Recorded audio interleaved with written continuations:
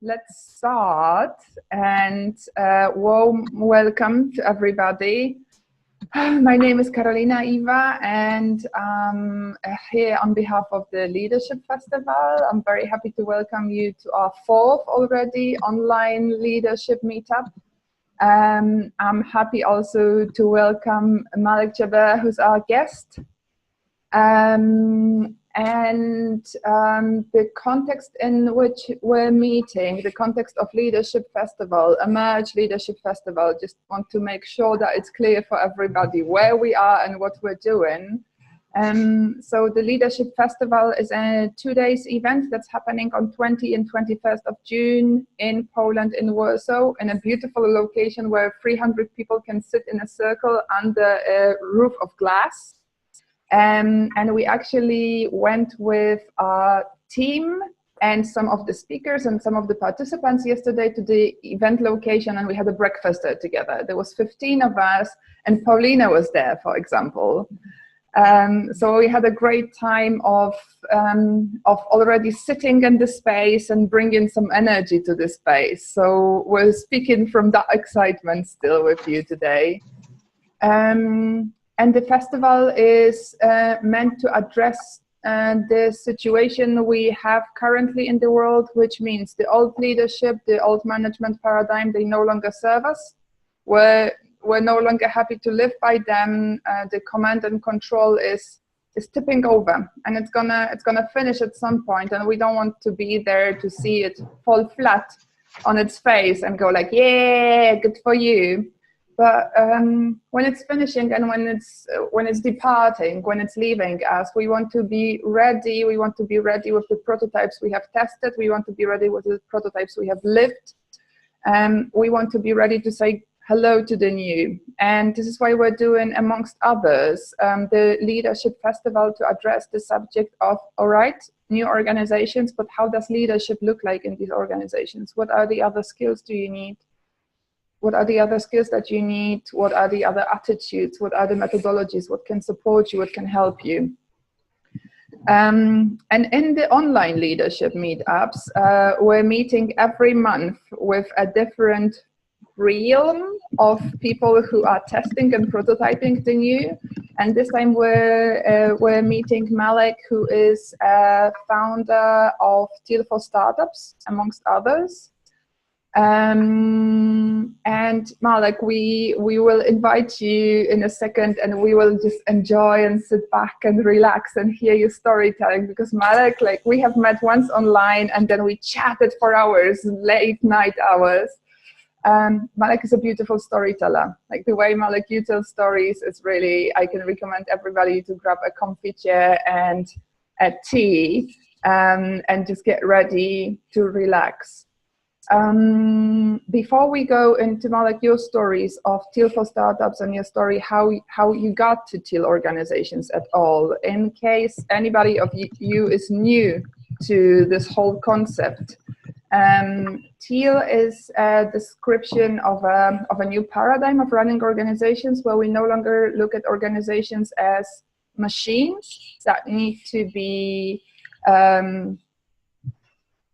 oiled and fixed and perfectly matching one another, so there is no waste coming out of it. So we do lean management and there's no time wasted, but we look at organizations as living organisms. So we say an ocean or a human body or a forest, they all don't need a boss. And working quite great, actually. And what Frederic Laloux describes as the three components to going towards and live in an organization as a living organism, as an ecosystem, is having an evolutionary purpose. So something that connects all people who are in this organization, and something that serves the people as a compass. So whenever you're making a decision, how do we communicate with clients? Do we spend our money for that? And how do we solve conflicts? You always can cross-check it against the purpose, and then you know if you're right, if you're on the right track or not. And evolutionary purpose means that it grows with you as an organization as well, that it's not something that you're going to reach, or at some point it's going to become boring or obsolete, but it's something that grows with you and evolves with you as well. The second element are the self-management practices, and one of them I like a lot and I find super revolutionary is the advisory system, which means if in an organization you care for something deeply, then you are allowed to do it. You are allowed to implement it. You are allowed to make it happen. You just have to follow certain steps. The first step is you need to consult people who will be impacted by it. The second step is you need to consult people who have expertise of the subject. And here comes the revolutionary part. You are completely free to ignore what they told you. And then you're making your decision based on your best judgment. And an important thing is, then you're making both your decision and the results of the consultancies you have received transparent. And by this is like one of really beautiful and simple in terms of explaining, but not easy to implement. Simple means to create and learn accountability in organizations. That means others can see what types of decisions you've made, and based on what judgments of other people you decided what, and they can then witness the consequences in the organization. So it might be that my decisions are very boring for you, but then it turns out they're actually helpful. Or my decisions might seem shocking to you, but then it turns out they were actually strategically right. So this is the advisory system. And then the third component are wholeness practices. Wholeness practices are practices that allow us to show up in an organization as a whole person with our higher hopes. So with what we want in the world, with what we want to contribute in the world, what kind of world we want to live in, witness, see. And practices that allow us to show with our deeper questions. And I always like to say that these are the practices that allow us to show up in our full quirkiness. So it's like, get your freak out. Whatever crazy you got, bring it to work. Maybe we can use it. So these are the three points that I would describe TEAL organizations now based on. Now that you know that we're in the context of Leadership Festival in a meetup and meetup on TEAL, you know who our guest is. I would like to, I'm just checking on Flora's chat. If someone could check what Flora's chat is saying and reply to that, because, oh yeah, someone already did, good. I'm by myself, I don't have anybody today who's supporting me technically. So if you guys could be my tech support, I would really appreciate that. So before we go to storytelling and story sharing, I would like to have a check-in round, and I would like to ask the 8 of you. What's your name? Where are you now? Where are you physically sitting? And what brings you here today? So if we can go by the list that's on the right side, that would mean that Agnieszka Michalska go first. Aga. Oh, it's a surprise.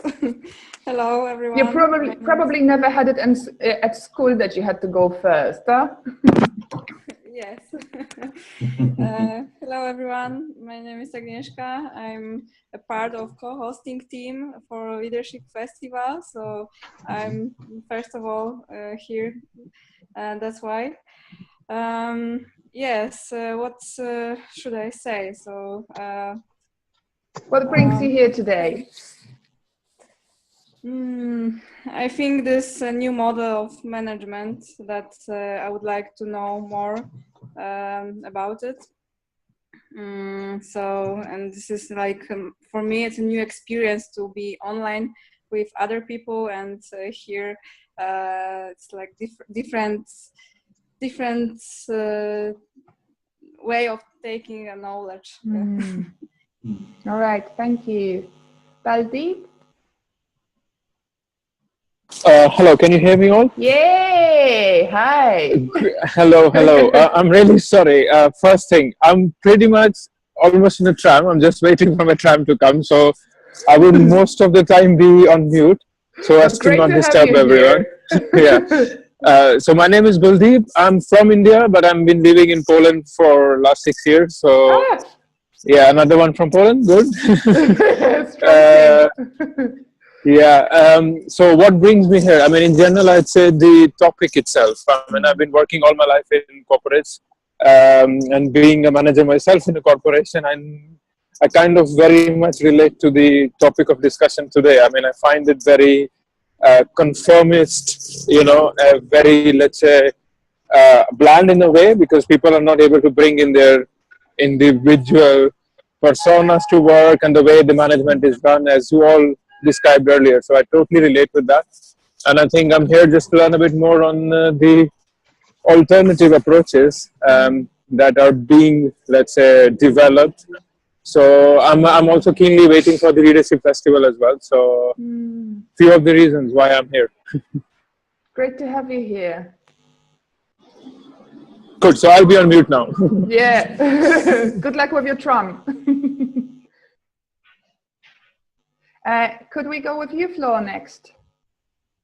Yes, yeah. So I'm in Berlin. And why I'm here, I already tried to, or I met Carolina like weeks or months before, and I tried every time to join, but for some reason I was always somewhere else, so it just didn't work out. So now I finally am able to be here. And I know it took Malek to support me to get you here. No, it was not Malek. It was just yeah, timing. And I'm working on a project with Malek, so that it did help, to bake time. I have to agree. So in that way, you're right. And I'm just very interested in leadership, and leadership, especially which is needed now in the world and in organizations, etc. So, and I met Carolina before, and I think she's very inspiring, and I think she's going to do it I thought what she's doing must be great. So I would be happy to finally join the call and see and hear more like what it's about. And of course to hear Malek's story, one of his stories. Yes. Great to have you here. Thank you. Maya. Yes. Hello. My name is Maya. I'm from Slovenia, and right now I'm sitting in my living room. What brings me here today, I would say pure curiosity of the topic itself, and also the curiosity of what's today's story, because I've been participating to those meetings before, and each time somehow the topic connects to whatever we do at home, and it's getting scary and creepy. It's like, yeah.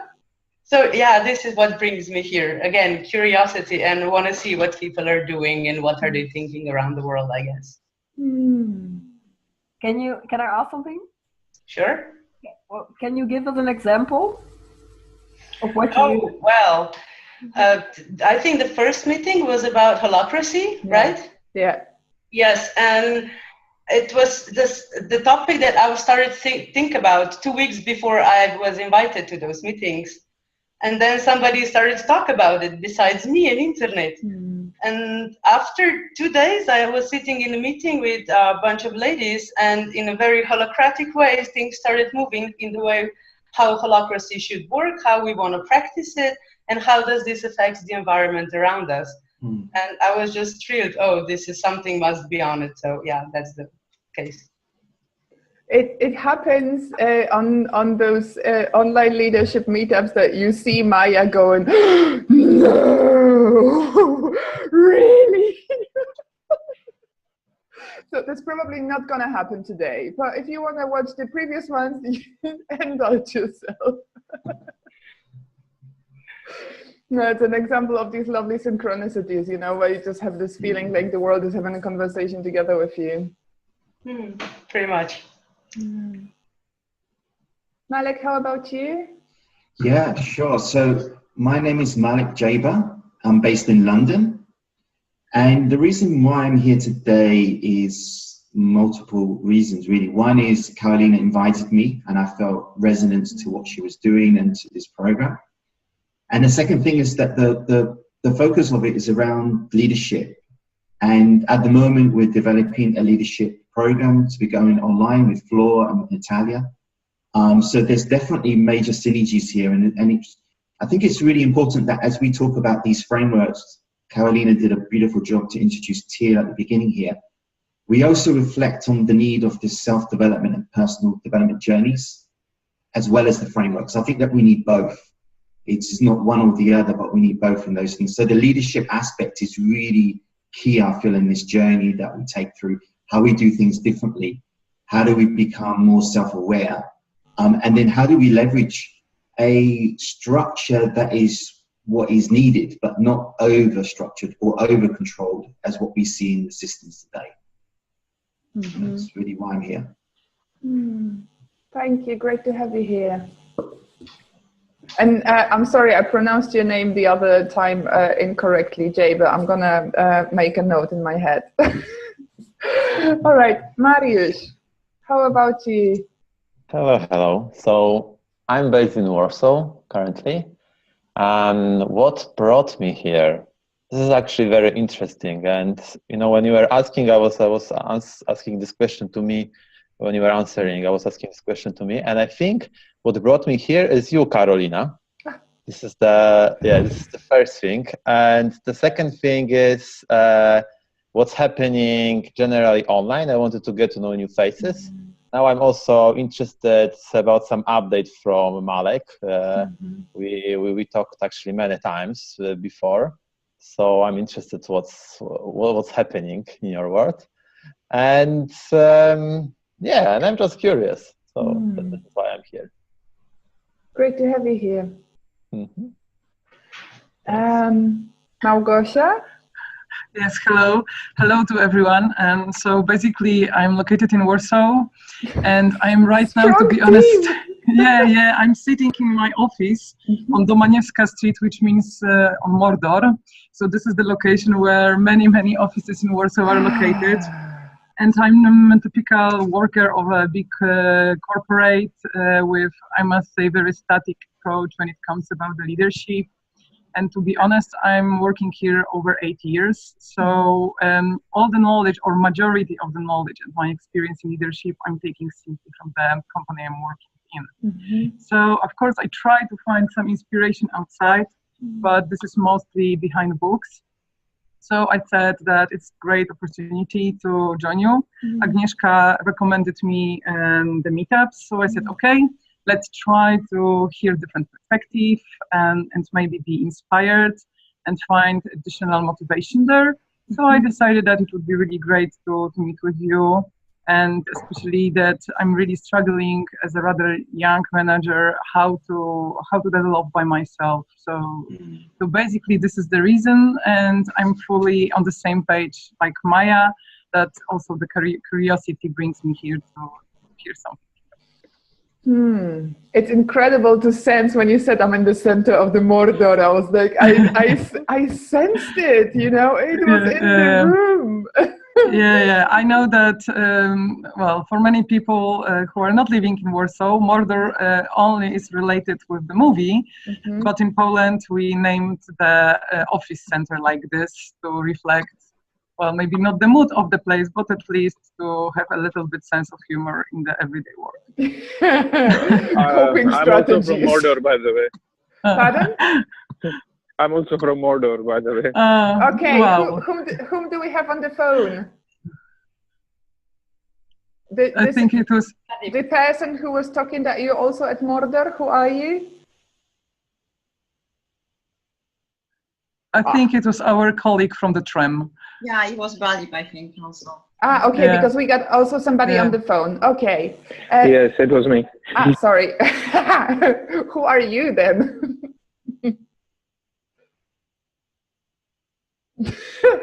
Well, it's not so easy to get that person to speak. We're going to give you a second chance in a second. Paulina, how about you? What brings you here today? So for me, it's I'm Paulina. I'm from Warsaw, just not to be too much different from others. And I think that two things. One thing is a dream, just to have another space for people and to bring this new approach to just to share it. And I'm very enthusiastic about the fact that more and more people are talking about it and want to bring it to the organizations. And another thing is the practical things is just to share the experience and just to exchange about your experience and the different perspective that we all have. Thank you so much. Would anybody else like to check in? All right, Malek. From what we hear from people, mostly they arrive at the new or at exploring the new because either it is the world that took them there and the world was opening windows of opportunities and they were saying, okay, I'm just gonna see what that is. And the second most strong tendency we see is that people were frustrated with what is and had the sense there must be a different way. So I want to ask you, what was your journey? What were the windows of opportunity on your way? What were the frustrations maybe? And what were the dreams that brought you there where you are today? Yeah, sure. I'm really happy to share this as well. So I'm actually going to share a story through my life for everybody on the call today. And I'm really going to talk about real close inflection points, as what I call them, points of where there's a lot of lights appear or little things that you sense that is just not quite right. So I'm going to focus on those points in the story and really bring everybody together. So I'm going to take you back to when I was really young. This is when I was 7 years old. And at that time, I had the opportunity of going through 2 different learning environments. So I went through a traditional school. I went to a Roman Catholic school. And then I had this really beautiful learning environment at home, which was very free and open to explore my curiosity. It's interesting how curiosity brought many of people here today. I think it's a great first step into doing something different. And the thing that I really wanted to share was like one memory that I still remember today because it didn't sit with me very well. And I was at school, I was around 7 years old, and I was writing in the classroom, and the teacher came over to me and said, "You can't do that." And I said, what can't I do, right? And basically what she'd said is, you can't do script writing. So just for people here, script is like joined up writing. And I looked at it and I said, why can't I do this? And basically the response was, we don't do this until you're 9. So I was like held back or told not to do something that I learned to do. And I was like, at home I had this like really open, creative environment. So I just went ahead and did stuff. And then at school, it was feeling like, oh, you can't do that. Oh, you can't do that. So it felt like this kind of blocking or stopping force. And, you know, reflecting back, I know it's the system that has designed this through our educational systems, and that's what prevents it. But it's something that stuck with me. So I still remember it to today because it is a definite inflection point. On the flip side, just as a comparison, the other environment that I had where there wasn't this control or systems or boxes or exams or programs that you had to go through, but really a space where you could do self-exploration. I learned how to code. I had this unique opportunity of abundance of technology at home, so I'm really grateful of that. And I learned how to write computer programs and wrote video games by the time I was 10. And looking back at that, you see the comparison of what's been achieved at a very young age, which most people would really do when they go to university or when they get a job.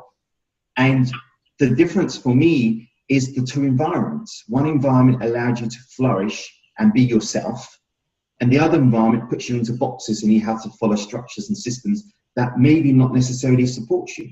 Maybe it supports the wider group, but it doesn't support the individual. So I never thought education was personalized. So this was one inflection point I really wanted to share with people. I'm really curious if other people have had these same experiences as well. So the other thing that I went through is then kind of I was sensing a tension that, I was really young. I didn't know about, different organizational models or anything like this, but I was sensing a tension. I felt something. And for me, I felt that there was some disconnect. The challenge I had, and again, it's curious to hear other people on this talk, is who to discuss this with, right? Who to connect with that feels the same, right? So yes, for sure, I discussed with my parents about this, yeah. But you're going through a different time in your life. You have different points of perspective, and there were things that I brought up. I remember always bringing up this, like, you know, why is it like this and why is it like that? You know, there's fundamental questions of why. I remember even asking them from this day to day. But really, there was no one to explore this with and to really go forward. So I really had to make a decision. What do I do moving forward? I had this really, you know, creative environment at home, but it doesn't interconnect with the current system that I'm aware of, how the current system works.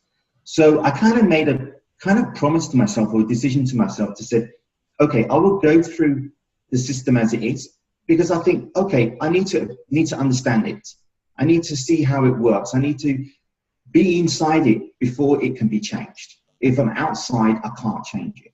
So I made a decision to go through the system. Even though it didn't sit with me, even though I had that discomfort, it was really the only option on the table. I didn't see another option in that regard at that time. The other thing that was really an inflection point for me was around media. And this was probably a little bit when I was a little bit older, but I saw the media talking about the really focusing on differences and how different we are.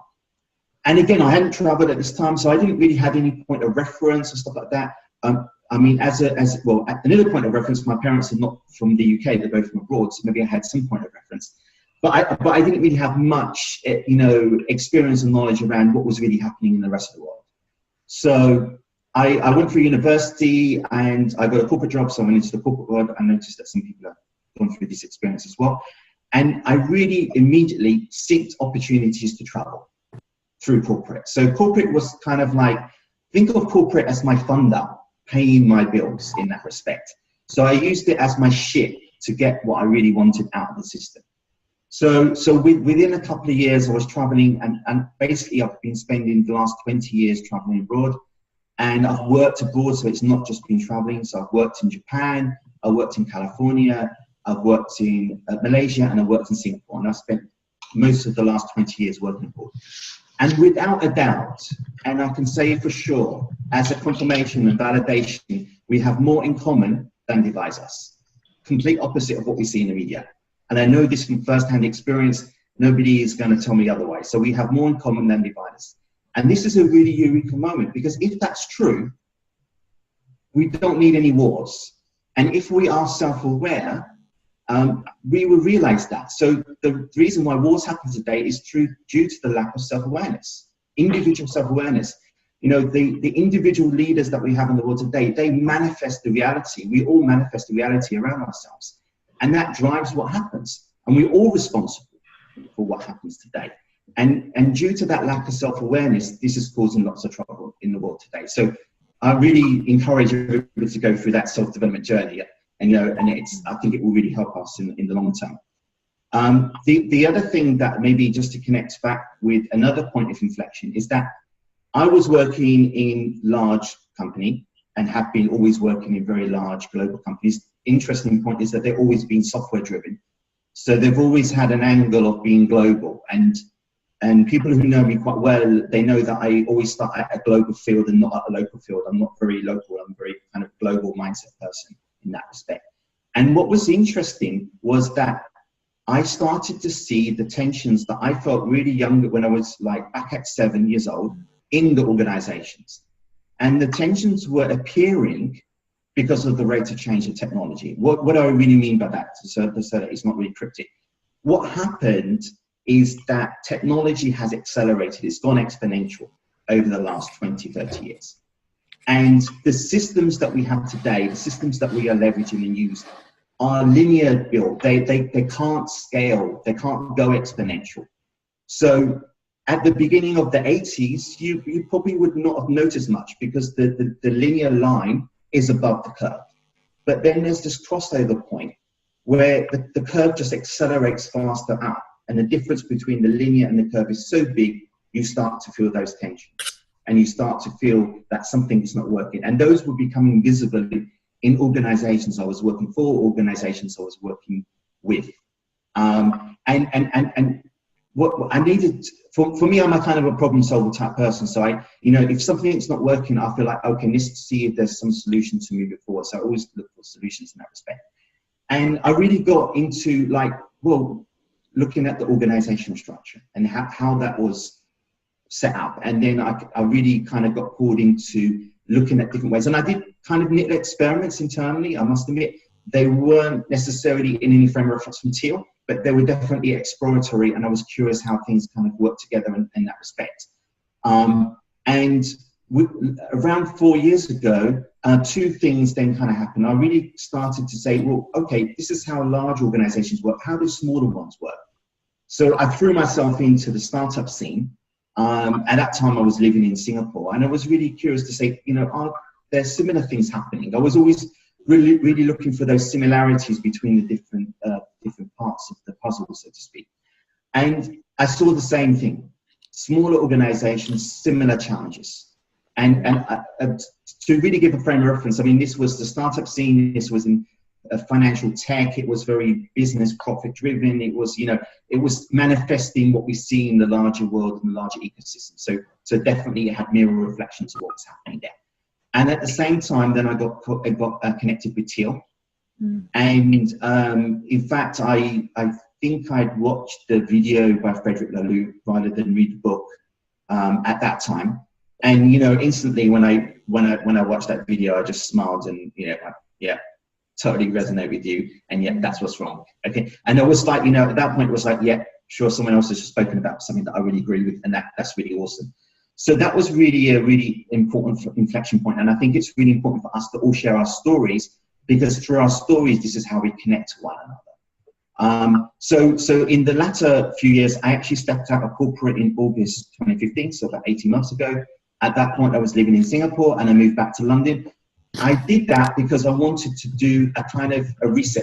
I've done many little resets in my life, so I always change location or do a reset somewhere, and I think that gives you the potential to explore different things, right? What so is I a moved reset? A reset. Okay. A reset, like, change direction, so to speak. Okay. And so it gives you the potential to explore different things. So I came back to London with okay, I've not been here for a few years. I've been, working abroad for many years. And what's happening? So in my kind of style, I go out and do lots of networking and speak to many people. Within a month, I got connected with Theory U. It just appeared. I don't know how it appeared, but it appeared. And I just, as a frame of reference, I really think that Theory U is awesome because it's a practice, right? It's not just a theory. So TEAL, there is a practice aspect to it, but what Theory U have done is they've built a whole course around how to practice. And I think that this is the key fundamental change here. It's beautiful that we have these theories, and I love these theories, but it's all about the practice. This is how we move forward. So I got connected with Theory U in 2015, and then I co-initiated a group of online change makers in October 2015. It was interesting because I reflect back on this, and it's like sometimes I do things because I just looking for some more input or how to move things forward. So rather than I go out and look for people, I just put something out there and try to let people come. And what happened is that over the last 18 months, 2,000 people have joined the group. It's been something that's been initiated through a very simple call to action, with no funding, no advertising, and all pure through organic engagement and building a community in that respect. And it was really interesting, although it was called TEAL for Startups, to be really honest, all the colors were there and all the different characteristics and all the people different joining. And I think that's what made it really beautiful. It wasn't just people in the TEAL paradigm there, but everybody appeared. And those interactions between those different people actually created and manifested learning circles. And there were different experiments that happened, and it was massive learning journeys across everybody in the community. And I think it's even spoke of today. I was speaking with someone last night about it, how impactful it has been and how many people it has impacted in their life. So I feel really honored and grateful that people have joined and that I've been part of that journey and that process in that sense. And one of the things that I would say, or one of the things I'd like to share out of this, out of that journey, because it was so experimental, there were so many learnings out of it. And if we think of the current systems that we're in, you know, I use these colors, orange, and I use it in the book, so I'm just saying orange are traditional systems. For me, I feel they're overstructured. And then if we go to green, which is this really open space, community feel, let's not have structure, let's play and have fun and don't do anything, they're structureless. And in that move from letting go of all the existing structures that we have and being in that space of being structureless, what happens, at least for me, is you start to feel what is needed as a structure, what is supporting as a structure, as opposed to what is an overkill or what is controlling as a structure. You feel what's needed.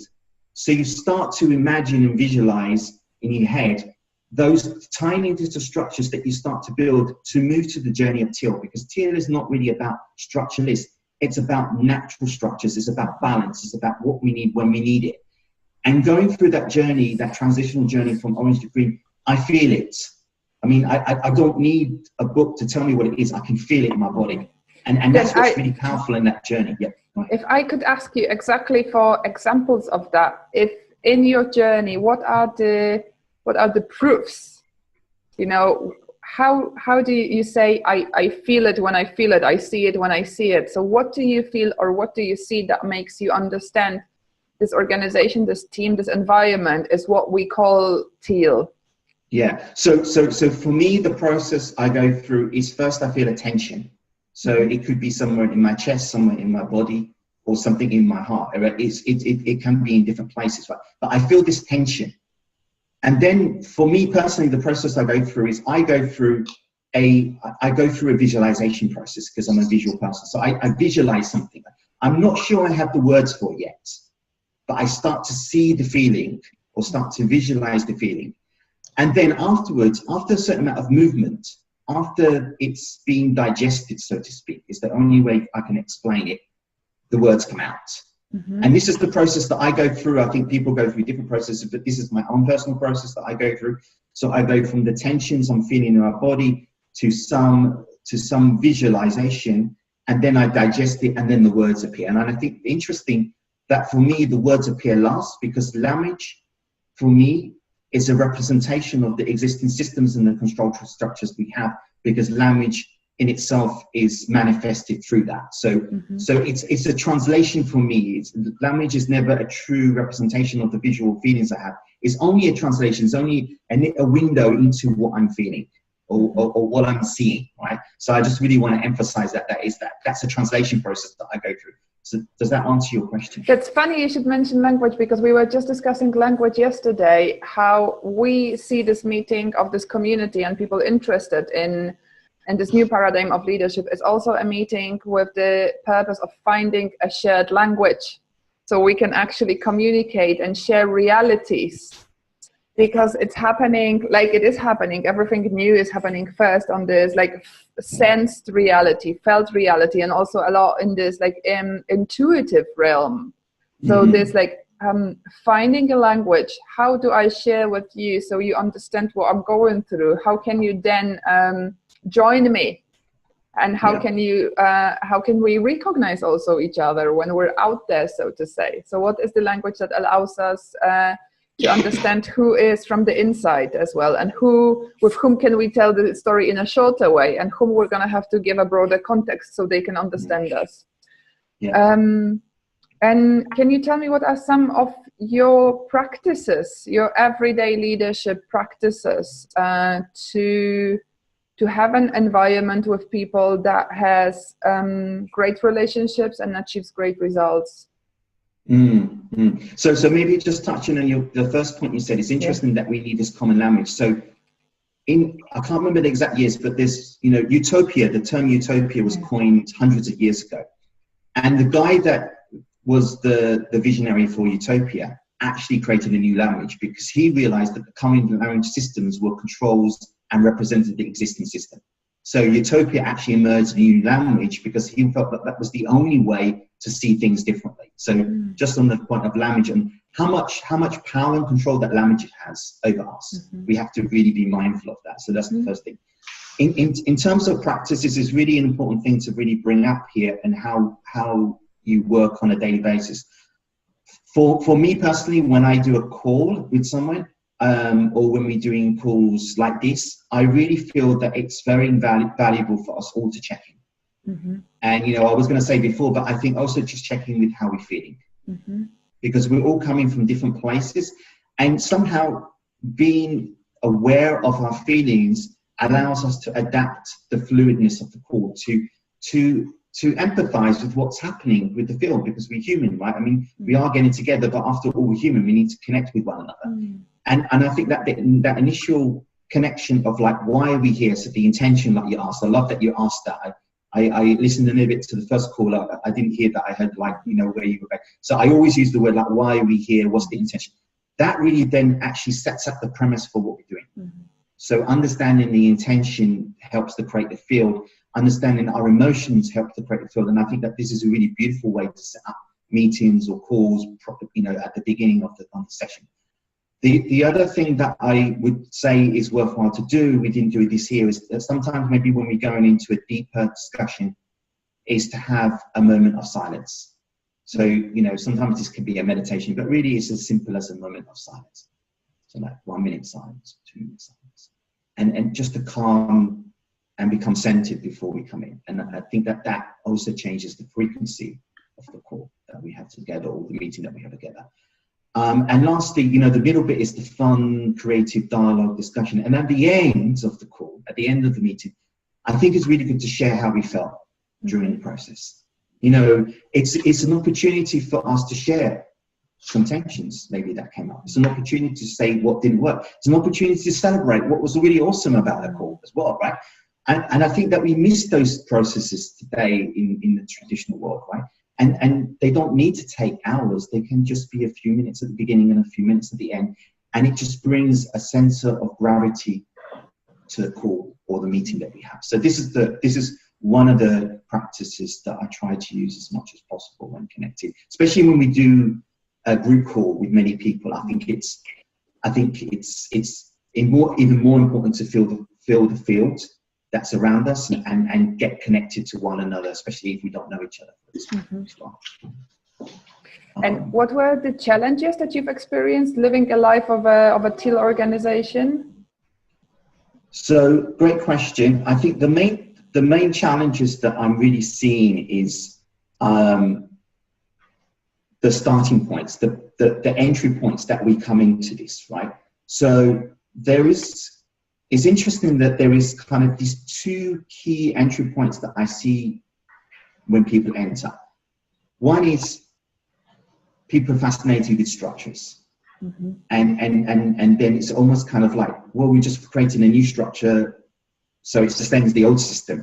And that entry point of people coming in can be, you know, when you're creating a community stuff, can be challenging, because it's like, we don't really need all these structures yet. We don't know what these structures are yet. Can we slow down on the structural process? So it's challenging in that respect, because we're all coming in from different points. And that coherence factor is challenging, because we are entering from very different points. The other side is that people are entering from a wholeness, from a spiritual angle, from an embodiment angle. And it's interesting how those two sides are not really looking at each other too much. They're kind of like a little bit separated, I would say, and there needs to be this kind of unifying connection between them. And so it can be really challenging that when you want to go and form an organization, that people are coming in with different entry points. Mm-hmm. Also challenging can be is that sometimes people come in and you're literally the first person that they've spoken to about this new shift. And, you know, there can be this massive excitement, but there's can also be this massive release that people have. So, you know, you need to be aware of that and be, in a sense, kind of willing to hold the space, because someone's probably held the space for you, so you pass it on and hold the space for them. So I would say, you know, it's more about awareness, but you know, sometimes it can be challenging. Sometimes, you know, I remember one example in the group where sometimes people come in with this really demanding attitude, and, you know, demanding where's the governance, and demanding where's all these things. And you're like, well, we just started this journey. We're not sure really we need that. And actually, in reflect, I don't think we really need governance at all. We need self-guidance. But maybe in this transitional journey we do. So again, you know, you get to experience all these different challenges. And some of these are for the first time, because in the existing systems in corporate, there's no space for that. So you don't experience those things. So I'd say that those are really new learning experiences. And how do you provide a space for that within your organization is really important, I feel. I'm wondering how you're dealing with that, and I've been interested and into self-organization for the last 15 years. So I've held space with this intention of having a self-organized team, or being a self-organized team or organization, or doing a project in a self-organized way. And very often, being pioneers, I was the only one in the room who knew what I was talking about, and so I was the one who was inviting others.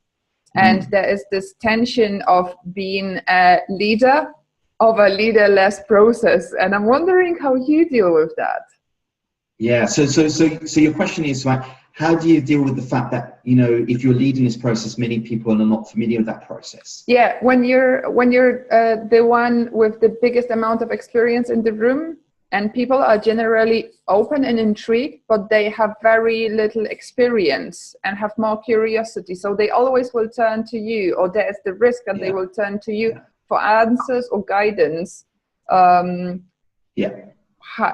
have been there. So I think that there's a definite learning journey on that particular experience. So the first thing that I did in this process is just really have an open space and embrace it. But it's not sustainable, right? It's not sustainable, because you can't be just the one point and only ever supporting people. You need to also do what you need to do. So what I'm doing right now as my learning experience is that you connect with someone, you kind of sense where they are, and then you maybe say, you know, theory you, or, you know, you kind of direct them to different points or paths that you've been to that may help them, so that you don't have to take on the full weight of their needs, in a sense, but you give them something that they can maybe use. So it's kind of like little guiding points in a sense, but really they're free to explore what they want. And I think that is what we need to leverage more, is because there are so many things out there and tools that are so fantastic that we don't have to take on all the work ourselves. We can leverage what's already been created and what's already been manifested. So I think kind of redirecting it, and my energy right now is, I mean, I'll just be really open and honest, is that, you know, I'm in the point where I'm forming teams together, like with Floor and with Natalia and other people. For me, it's really a process of me deciding individually who I'm going to collaborate with and who I'm going to go on this journey with, right? And not because I'm trying to say no to anyone, it's because, you know, there's this need to go through this co-creation, and people need to be at similar points to do co-creation. If the gap is so big, really what's happening is co-learning. And I've written about this before. You just have this massive co-learning journey, and you have no co-creation manifesting, right? And because the desire is very high for the co-creation, you need to figure out how do you tune to that, how do you sense that, and then invite people in that are ready for that co-creation. Again, not trying to exclude anyone, but it's more about ready for you. So you might connect to someone that you're not ready for in that example, right? So it's about finding the balance of people that complement you. And this really leads beautifully into one of the projects I'm working on right now, which is a digital tool for team formation. Because one of the challenges I see across all these different communities online is like coherence and getting together. And I see big numbers coming into different groups. I saw it with the group that I initiated. And as a big group of hundreds or thousands of people, you can't co-create together. It's too difficult. We need to break it into smaller groups. In a sense, what I would say, teams. And how do you find those teams? Now, right now, it's a very manual process, and it can be, you know, very long for some people to find a team to glue together. So what I'm building is an application that everybody would enter in certain, answer some questions, and what it does is it does a matching. It will emerge like, here's a team that would work with you based on your style of working. For example, maybe you only like to work outside in the countryside. There's no point connecting with someone that only likes to work online. You know, as much as you love to collaborate, it's just not going to work. If you want to share space with them. Yes, exactly, right. So the tool will look at style. How do we like to work? It will look at things like personality. It will look at desires and passions. And it will create a complementary team that then can go on that journey. And this is what I feel is a way of supporting the transformation that we see in society today, is systems and tools to help people form teams, because these teams are the co-creation engines of the future. And if we can make those teams manifest, we can actually facilitate an acceleration of the emergence of the human consciousness, or the collective consciousness, in a sense. So this is one aspect I feel really passionate about, that this is going to really support us. But there's other processes out there, but this is one of the ones that I'm working on. I'm on a journey myself with this festival. You know, we talk to so many business leaders that I'm feeling like in an accelerator of what business leaders, even more, like I've been working as a facilitator for the last 15 years as well, and I have an impression that, you know, like focusing so narrowly on like leadership, new leadership, purpose-driven leadership, how does that work? These questions and also these challenges we see and we experience, I'm wondering, TEAL organizations, there's this sense of this is awesome, this is funny, this is the fantasy, the utopia we project many of our wishes onto, and it also somehow as an underlying aspect, there is this concept of it is awesome because we all are awesome. All of us who are doing that are awesome, and we're going to collaborate in an awesome way. And I'm wondering, how do you fire someone? How and when do you fire someone from a TEAL organization? Great question. And I think it's a self-firing process. So you fire yourself. Oh, goodness. And what if the message doesn't get there? What if the person really doesn't get there and you're really ready for them to go? It's a great question. I'm not sure I really have an answer for it, to be honest, right now, other than a self-firing. Self-firing, yeah. Self-firing is the best one I can come with. I guess the other thing is that maybe it's the team that resonates together would just go and form something else. Right, so that's another approach, that people just go and move to some other place, in a sense, because they feel more resonance with each other. But I think the one is the self-firing. That's the one. That's the only one I can think of right now. But I'm curious on other ideas from people on the call here. Exactly. I just want to pull in you, Flo, because you're reacting on the chat window, and I want to I want to give you the space, if you would like to join us, to share your reactions or your experiences with both of these. So the first one was where your reaction was also in the chat, was how are you the founder who brings in a concept without becoming the go-to person? And the second one is, how do you hire, let go, or deal with situations where you feel someone is stopping the team from their greatness? Because this is what it's about. That's a very long question now, but I'll just start with I'm still thinking about actually the question of like, what did you do when it doesn't work?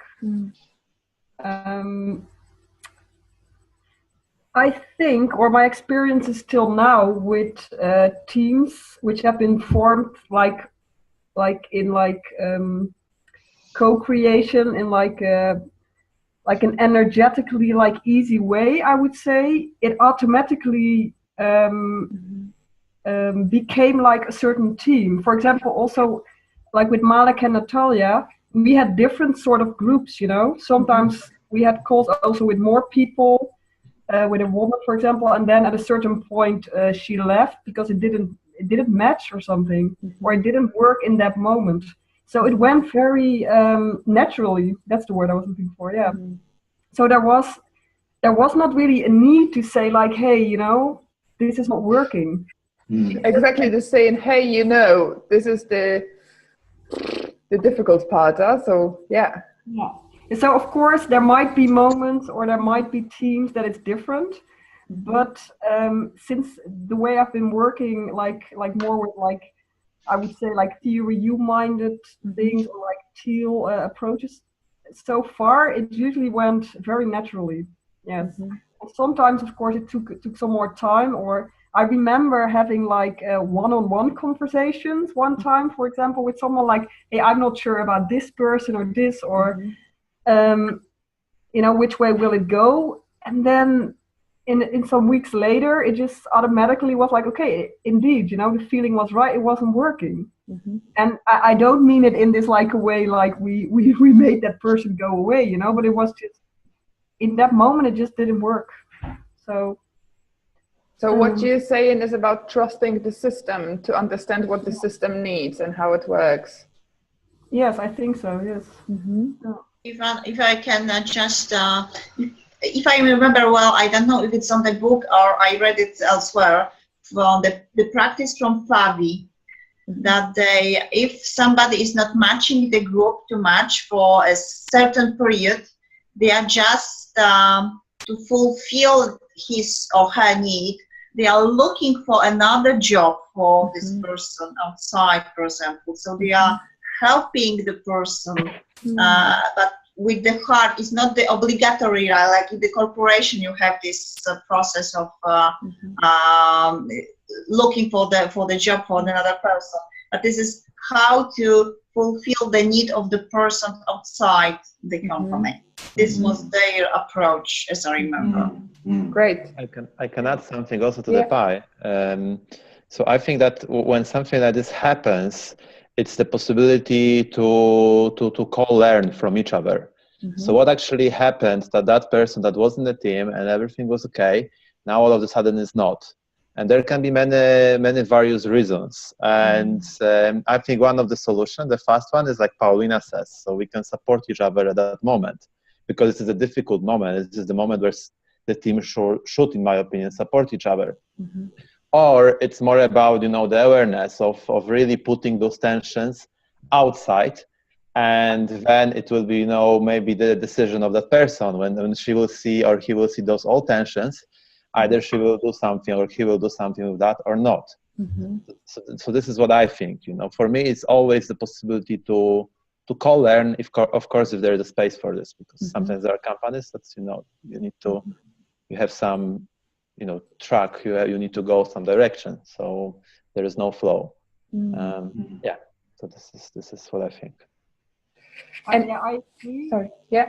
I agree. I have to think of what Malek said before, which I also feel very strongly about. Like, there is a difference between co-learning groups and co-creating groups. And of course, in co-creating groups, you also learn, you know. In the group with Malek and Natalia, I'm constantly learning. So it's, but sometimes in certain groups, when you're talking about certain topics, there are some people who are just mainly, their main focus is to learn about it. But this can stop and have like effect on the co-creation. So it doesn't mean like, I don't want to sound like, oh, so then you have to exclude them or something, but it's just a different kind of group. And when you have clarity about it, then it's okay. Then you're like, okay, we're just learning, sharing things, and we will probably not create anything, or the learning itself will be the creation. But for me, for example, at a certain point, I felt like I really want to create things, and I felt like I needed some certain people who were also really in that creation phase, or in that, because we need to remember that learning and co-learning doesn't only mean that you're going to be curious and interested in testing things, but you're also going to be rejecting things, and you're going to be rejecting the need of things and of new solutions, and you're going to be saying that makes no sense. So it's not only this, because learning sounds like, you know, this joyful puppy just gaining new skills and learning how to play with a ball, but it's also a process of many tensions and challenges. So that's why, and Flo, you were the one who brought this distinction for me in a point where it was perfect, this between co-learning and co-creating. And that really, like, I had this, you say that in German, Schuppen fiel mir vor Augen, like I was blind and it fell off my eyes, and I was like, oh, you're right. Well, if we're in one process, then we can reach one aims, and if we're after different results, then we need to be in a different process together. Malek, I would like to go back to you, because I'm sensing that you're sitting on something as well. Yeah, I mean, I really resonate with what's being said there around the co-learning spaces and the co-creation spaces, and being aware of that, and you know, accepting them for what they are and manifesting different spaces if other desires come up. The thing I really wanted to maybe link back with is there's this interesting constellations or appearing around resonance on how people can work together, or different people, how they can get together. And you know, we can feel these things intuitively, and I think that we should listen to our intuition around these things. I don't think we need to go through some really, you know, long process around that. We can feel this engagement and feel that it will work or not work, and be okay with that. And what's really interesting to me is that we're in this moment before we really come to unification. And so we're not really in the process where we can try to unify everything today, because it's just too big. The task is too humongous to do. So we need to find unification in smaller teams of people that we resonate with. And in the longer journey, we will manifest unification, but it will not be the end point where we get to first, but it will be a longer journey of smaller unifications that will actually kind of build together and become this bigger object. And then it will become full unification. So there's definitely this human desire around unification, and I can talk more about that in a little bit. But I really feel that the process is breaking into really small steps, and that's where I feel really passionate about the fact that these teams seems like to be the next organic model after individuals of what we can form. And I don't feel it's an organization, and I don't feel it's a group or any of those other structures. I feel it's a team. That's the next step in our evolutionary journey. And then there'll be other things that will appear after that. But we you know, evolution takes time. It takes, you know, hundreds of years for biology evolution to evolve. So we have to give ourselves the time here. And we shouldn't jump ahead to the end, even though we desire it. We should look at what is the next viable step, and how do we move forward. So I really wanted to emphasize that.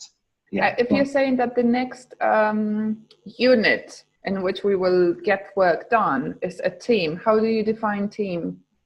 So for me, a team is a group of people that have very close resonance with one another, and just kind of almost intuitively work with one another. It was interesting. Natalia and Flor, we write in the story about how we met and how we work, and this really comes, and this bubbles out of the story. So it's not just a team of people that have diverse skills. So this is like in the traditional world, in traditional corporate, you find a diverse team of people with different skills. It's more than that. It's a diverse set of skills, but also we interlinked intuitively with one another. It just becomes a natural working unit. And I think that there's these natural constellations out there that we can find. And when we find them, it just says, oh, we're home. Oh, we're home, right? And you have that aha moment. And that's what it feels like when you're in there. So, and those units I think are the really next step that will support us, because it's very difficult to do all these things alone. We need to do it together. But let's go gracefully and in the pace of nature and how we form this, and let's go with a team. And my feeling around a team is it's 3 or 4 or 5 or 6 people.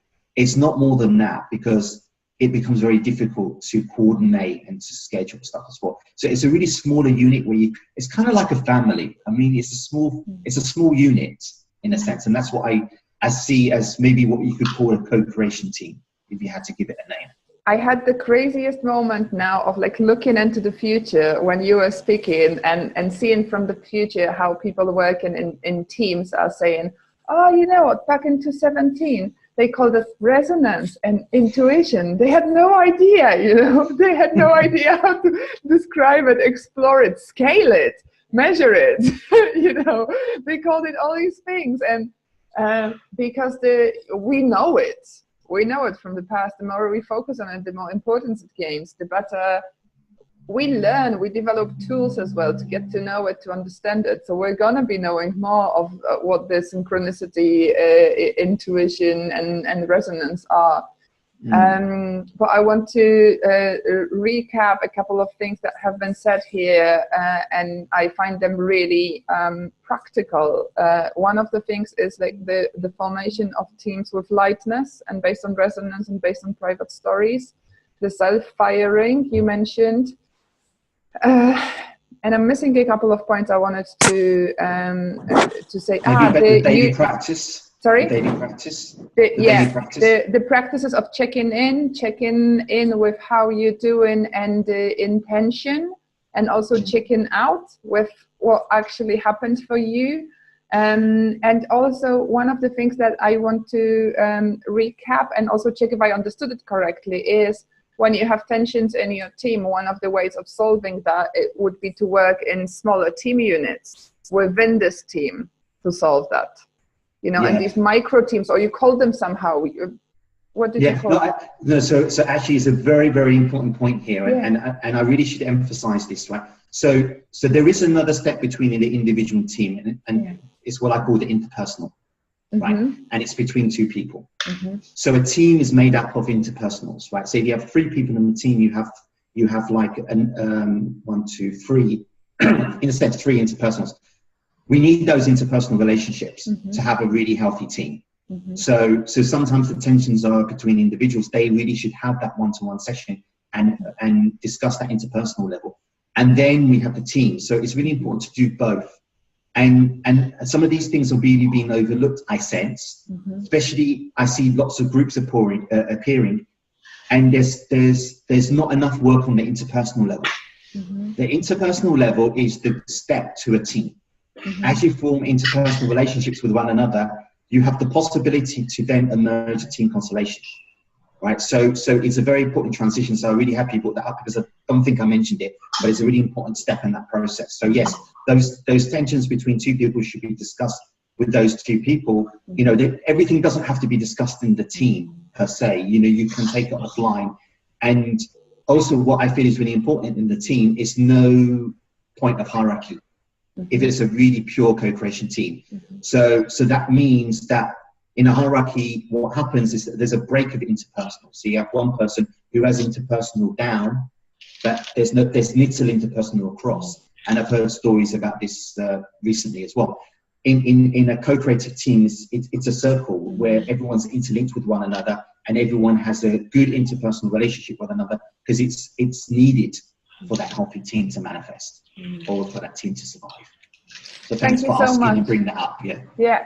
I would like to open the mic for your guys' questions. We have like around 10 minutes for your questions. So to make Malek's experience and his knowledge and all his journey, his work very practical for you so you can benefit from that, what would you still need to know from him? What do you want to ask him? I have a question about the holacracy, because you said that we need by nature or just the way we are now living the world, the structure. So for me personally, I think that holacracy is a kind of bridge between our world with structures, a structure which is leading us to another world. How do you see it? So I'm not so fluent with holacracy in the detail, but in terms of how I feel what it is, I definitely feel that holacracy is in this green teal space, so definitely on that bridge, and it's a supportive space. It's interesting, the way I've heard it being expressed before, which I resonate with, in a sense, it's a structure that facilitates personal self-development. And I think that this is a really important step into going to that next place. So it's just a different entry point, but a valuable entry point. All of them are valuable entry points. And it gives something that allows for things to be revealed, and therefore that self-development and personal development journey to take place and manifest for us then to move into a more natural structure. I definitely see it as a transitional step, but we have to also be mindful that everything that we create is always a journey, and it's one building upon another, and we don't just jump up, we climb up. So we need those transitional steps. So that's how I would best explain it. Thank you. Does that answer your question? Yes, thank you. You're welcome.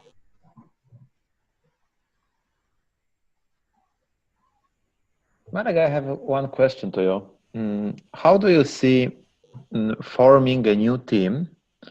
I mean, okay, maybe differently.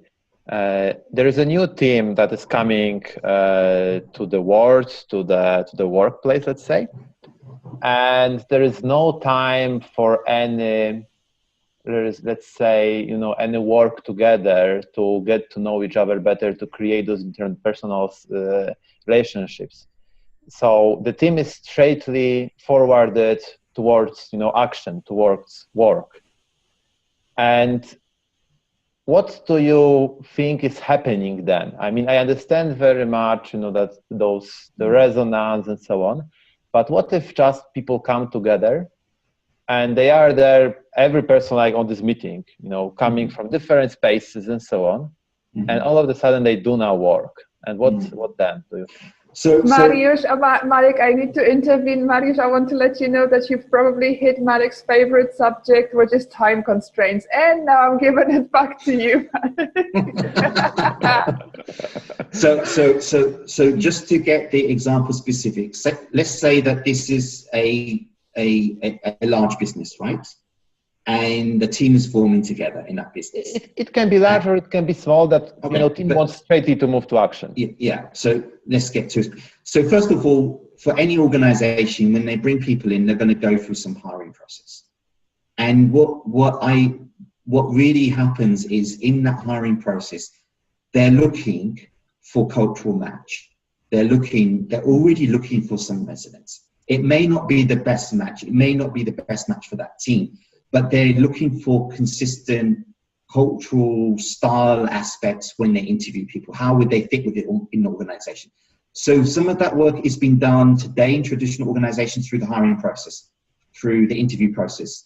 And I know that even some of the larger, some of the large IT or online tech companies, I don't want to mention names, but they go through a very exhaustive hiring process, maybe 10 interviews, because Amazon has 7. Yeah, everybody in the team interviews you. So everybody that you're going to work with, this is what's happening in large organizations right now, is everybody that you're going to work with interviews you, because what they're looking for is resonance, is matching. Now, that wasn't always the case. I mean, I know that's more of an up-and-coming approach.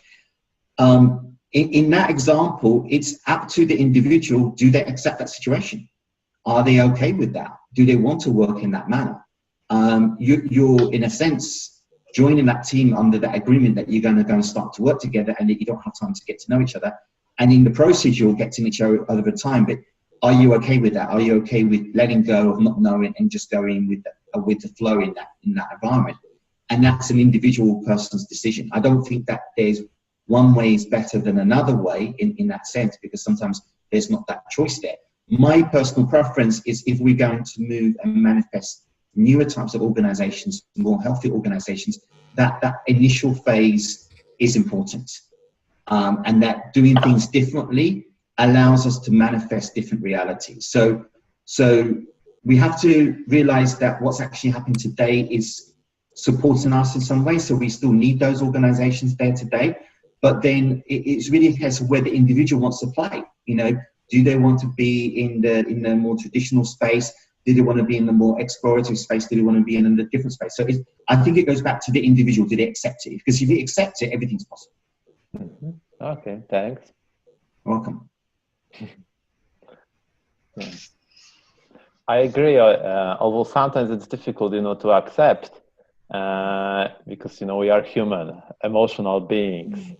And I have such feeling that, from my perspective, I want to feel this, deep sense of connection. Mm-hmm. But, we are meeting sometimes to co-create. And I can't feel it always, because, it's up to my thoughts, my brain, my, traumas and so on, if I feel the connection or not. Mm-hmm. It's very personal. And this bothers me sometimes, because it sometimes, triggers me to think, especially when there are the remote teams, if the things are going right or not. Mm. You know what, Mariusz, I will give you my example of what I do, because I sometimes work in places where I'm wondering, is this the right place for me to work? For example, I worked for a pharmaceutical company, for a global pharmaceutical company, supporting a project that's called World Contraception Day. So I'm not necessarily a big fan of pharmaceutical companies, but I'm a big fan of safety in terms of family planning, and this is what they're doing around the globe. So this is I'm working for them regularly, and it's working with great global NGOs, but it's working for a pharmaceutical company. And one of the people, I'm going to try to be anonymous here, one of the people from the organization, as we were entering the meeting this year, told me, well, we need to get some work done so Africa doesn't flood Europe. And I was like, wow, I'm going home. We're done here. That was like a senior person in a senior position, you know. And I was thinking to myself, I had this moment of like almost exploding in front of his face and thinking, I'm actually packing my things and I'm going home. And then I thought to myself, why am I really here? And like, who are my collaborators? And when I'm finding it difficult to, because I sometimes work with people with whom I find it difficult to connect to, I'm checking again, what is my purpose for being here? What is my greater purpose? What is my purpose in the world? And because sometimes the connection with people is not there, and sometimes the connection with people is not there in the very moment, but just checking in the greater scheme of things, why am I doing that? Is there a good reason for that? Because if there's none, then that's an important information for me. It might happen, no? We might lose our way and suddenly be in a place where you go like, oh my God, wrong place. But checking in with this, like, basically checking in with the world. Is there anything worthwhile I'm doing here? Is there any good reason for me being here now? Yeah, following the purpose, yeah. Yeah. I resonate with that. I think that's really beautifully put. Me too. Great. All right, guys. Malek, I'm going to speak for 30 seconds to 60 seconds, and I want to give you a chance to check if there's anything really, you know, that you wanted to share with the group and you didn't manage. And in the meantime, what I'm going to tell you is that between the last meetup and this one, our web page went live. It does have a bigger bug, so we're working on it. It doesn't scroll all the way to the end. But what you can see is, for example, our speakers. And we got around 25 speakers. Some people say 36, but I can't count. I think we have 24 speakers so far. So you can already see who's going to be present on the festival. And we're going to be publishing the program really soon. So these are the things that are happening. And if you still are not one of our speakers, and if you still don't have a ticket, then we want to tell you that the Crazy Birds are now on. We had the early birds. Maya is one of our Crazy Birds. We had this format before there was any speakers, before there was a web page. We had Crazy Birds, and Maya is one of them. Hello, Maya.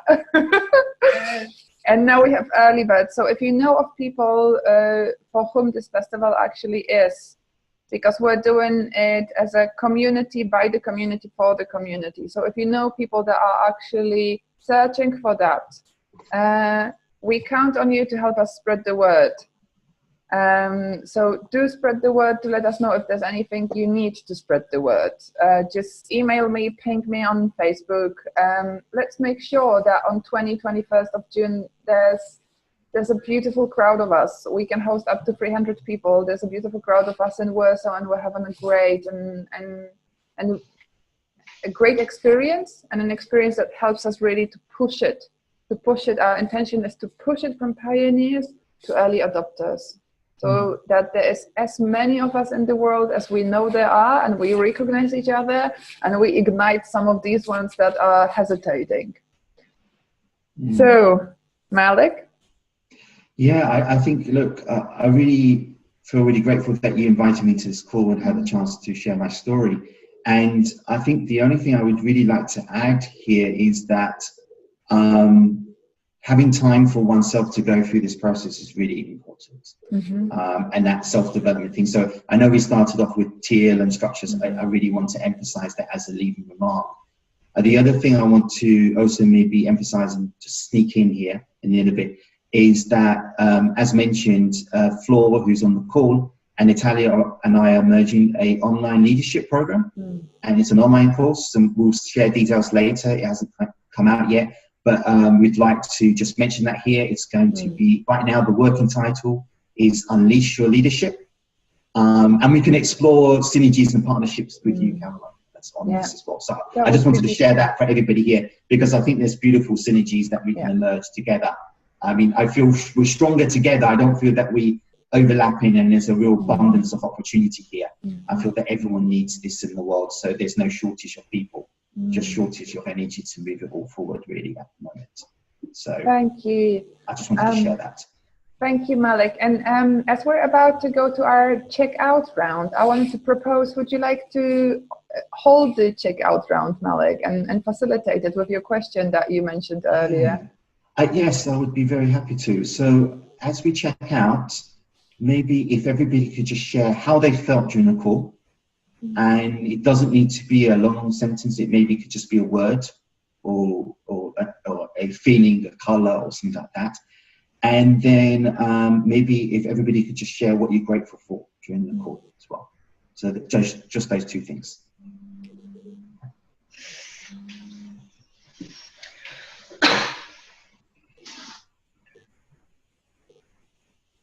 Okay, I can start. I feel very good. Since I knew Malek, I thought I wouldn't be able to take out a lot from this meeting, but actually I took some important things, I believe, for me. So I'm really happy to be here, and thank you for such an opportunity. Okay, I guess I can go next. Can you hear me? Yeah. Okay, fabulous. My basic feeling is calm and relaxed, because the last few months have been quite wild, and I actually am grateful for attending this meetup, because it kind of sums up, I can say, my journey, but this journey is actually just beginning. This is how I feel on the inside. And it's a great way to start something is calm and relaxed and ready to just embrace whatever comes and deal with it as it comes. So yeah, that's it for me.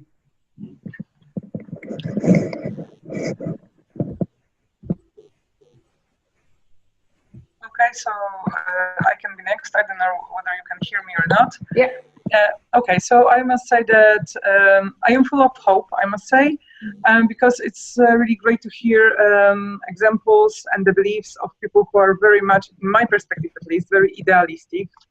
I am much more always skeptic, and I must say that in my environment, I work with the people for whom the work is rather more duty than such an aware process of working, co-creating, cooperating. And it's great to hear that I can somehow connect with the people who perceive work in a different way. So for me, it's still open question, how to have this inspiring discussion in place, and how to combine it with the reality, with the teams, and with whom I'm working with, yes? So how to combine this idea with the reality. Yes, I can go next. I feel actually very like thankful, and also like I felt like something with synchronicity, like things which are happening right now. Also that Malek had the opportunity here to share his story, and also very grateful for seeing Carolina again, and like her energy and everything, which is so amazing and great. So thankful for that as well. And also to like, it's always interesting, although I haven't met many of you, like to just feel a connection like very easily, because of the feeling you get, like, hey, this is people who are also looking for ways to, you know, to, well, maybe we're like idealists in a way, to make things more beautiful in the world in a way, and maybe through like working with like organizations and trying to make a space where people can really live up to their full potential, or you know, in other ways.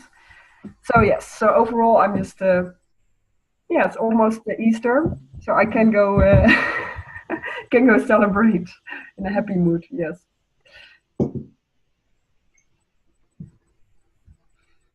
Okay, I can go next. So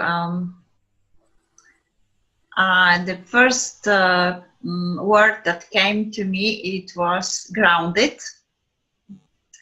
Grounded with the dream. So it's quite opposite.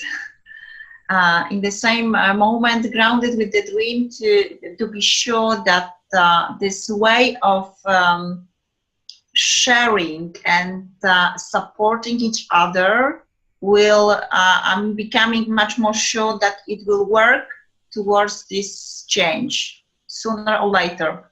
But the way of working is very important also. It brings the idea by itself now, today, life.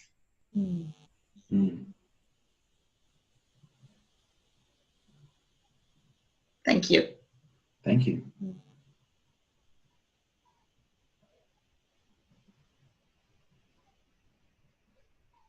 I'm feeling very calm as well, and it's felt very light today, and that's quite unusual for me because I'm always so electrified in a way with these subjects, and so like super focused. And I want to thank you, Malek, for being and my guest today, but also for holding the space together with me, because I sense your energy and I sense our energy together, and the way how we are holding a space together makes me very relaxed, and that's a nice way to walk.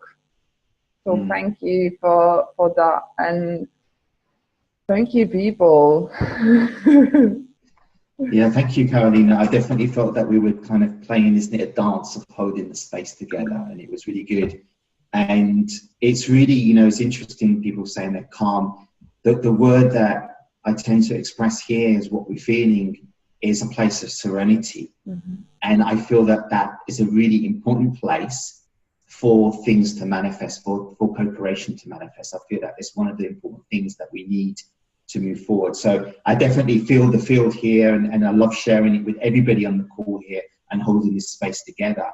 And yeah, really grateful for the invitation, and really kind of happy actually that Floor just briefly mentioned something about this leadership festival in a call that we had, and I saw it on Facebook and said, oh, I know about that. Floor mentioned that, and then I reached out to you and said, Carolina, love it. And then you reached out to me. So those synchronicities through verbalizing what we see and sharing is allowing us to connect to one another, and I think it's really beautiful. So thank you, everybody. Thank you, guys. We will be sharing this recording online either today or tomorrow. I hope to see you in the next meetup, which is in around a month. I don't remember the date now, but we're going to post it on Facebook. And I hope to see all of you in Warsaw. And have a great afternoon and take care. Thank you. Bye. Take care. Bye.